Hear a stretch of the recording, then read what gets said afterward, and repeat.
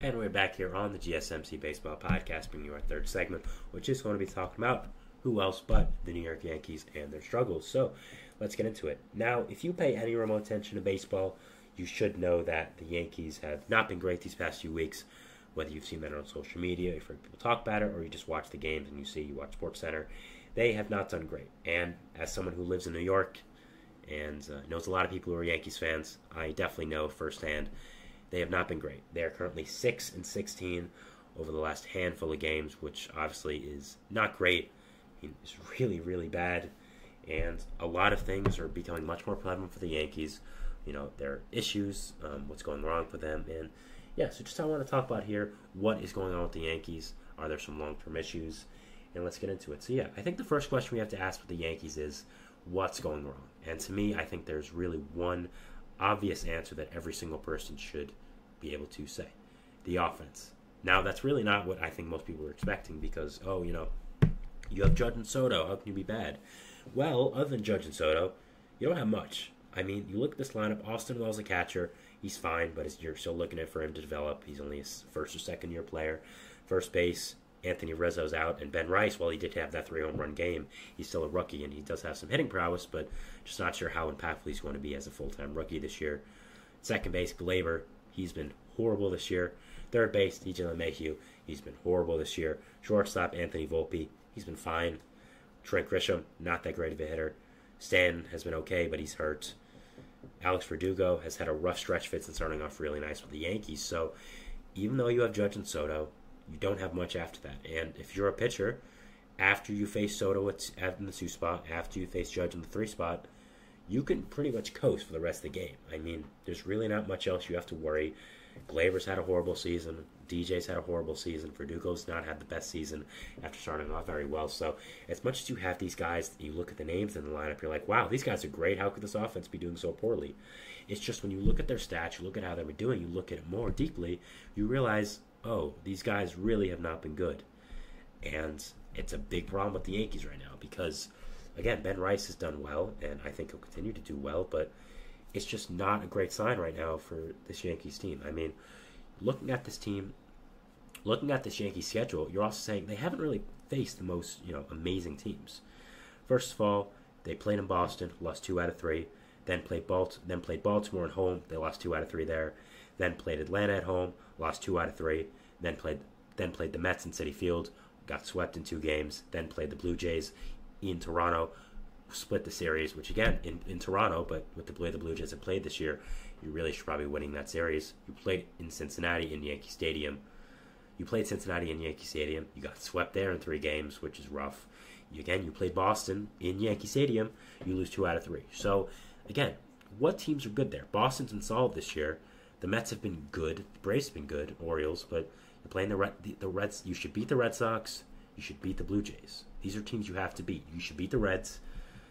You should beat these teams. And even with the Red Sox being solid this year, even with the Orioles being really great, even with the Mets being good, these are teams you have to sweep. I mean, not sweep, I should say. Sorry. These are teams you have to beat.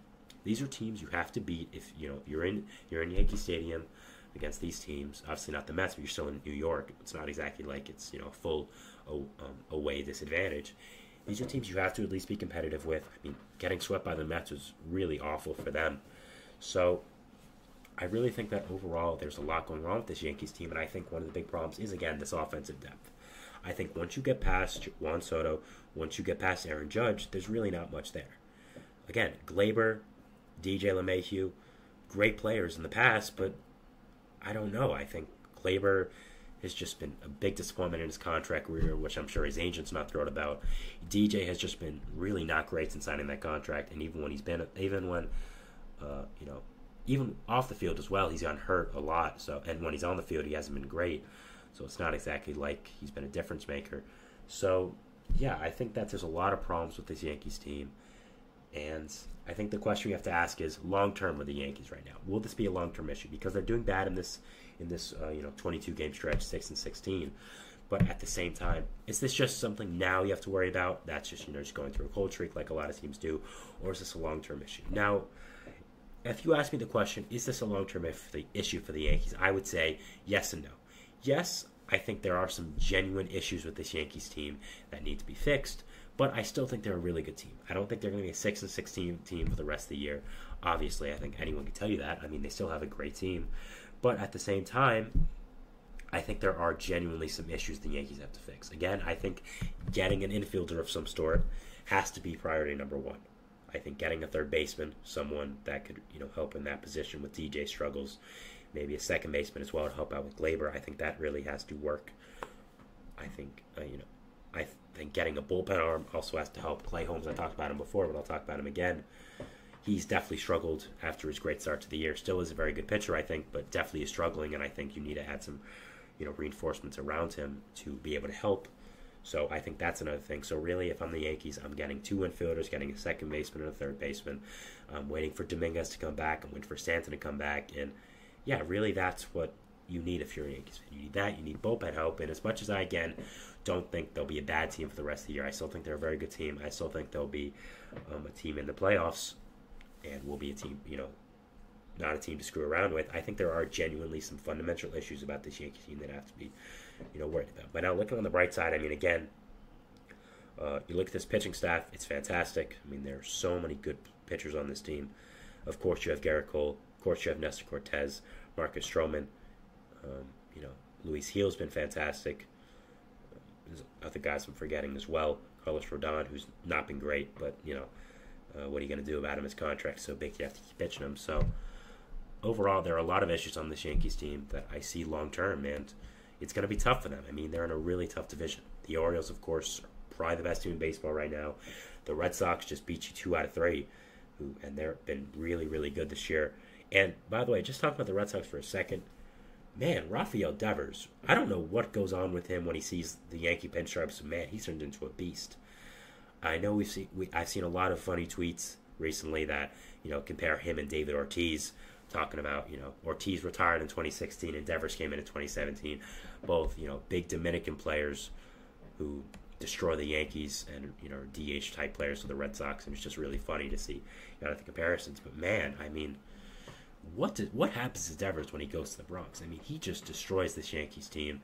He had 2 home runs yesterday. His second home run against Michael Tonkin was insane. I don't know how he hit that pitch out. The pitch was like 5 inches off the strike zone, and he swung and he hit to dead center.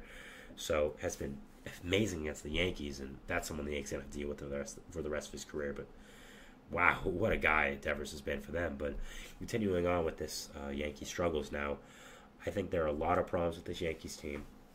Again, I think they're going to have to do a lot at the deadline. If I'm the Yankees, here's what I'm doing.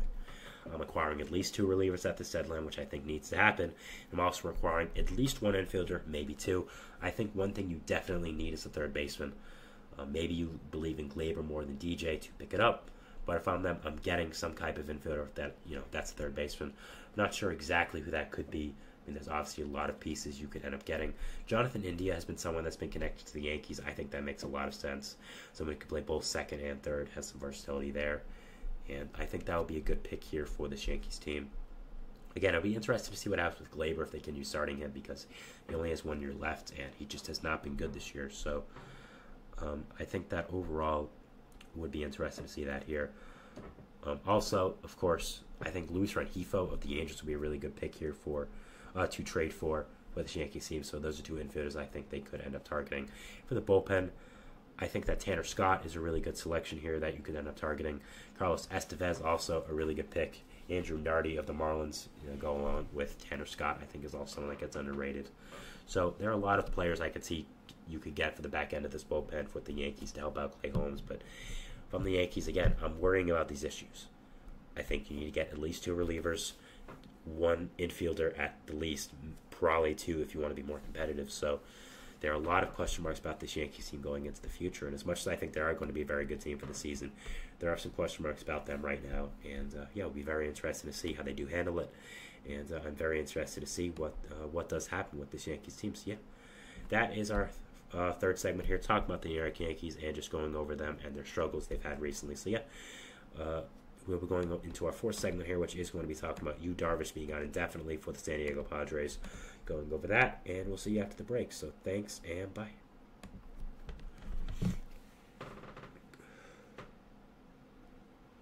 For the best and latest podcasts available anywhere, go to the podcast app on your cell phone and type in GSMC to access free